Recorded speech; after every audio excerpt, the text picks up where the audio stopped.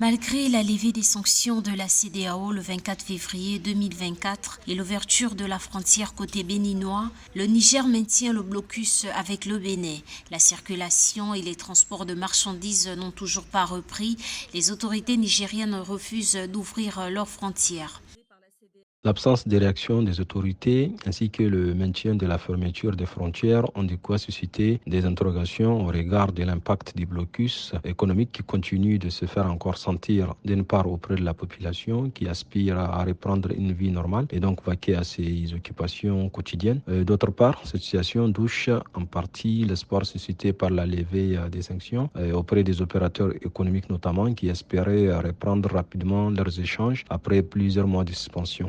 Le Bénin avait appliqué des sanctions décidées le 30 juillet 2023 par la CEDEAO contre le Niger à la suite du coup d'État. Le président Patrice Talon avait indiqué être favorable à une intervention militaire pour installer l'ancien président Bazoum et avait préparé des troupes à cet effet. Pour le Niger, cette posture du Bénin avait été perçue comme un affront. Le maintien de la fermeture des frontières avec ce pays peut donc être perçu comme une volonté du CNSP de rendre à Cotonou la monnaie de sa pièce. Le port de Cotonou a d'ailleurs été délaissé au profit du port de Lomé comme principal point d'accès à la mer pour le Niger, induisant des pertes pour Cotonou. Le silence des autorités ne devrait sans doute pas tarder et donc durer. Et on devrait donc assister à la réouverture très prochaine de ces frontières pour à la fois éviter de provoquer la colère de la population après plusieurs mois de forte cohésion sociale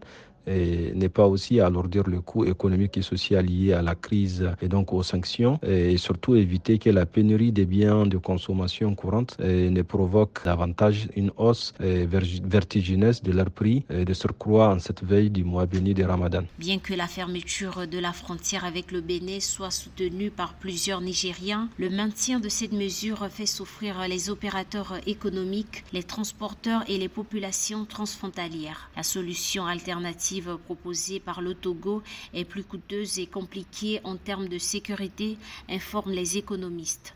Un conteneur de Cotonou à Niamey, qui était à 1,2 million de francs CFA via Malanville, coûte de 3,6 millions, voire 4 millions de francs CFA en empruntant le tronçon du Togo vers Kaya pour venir à Niamey.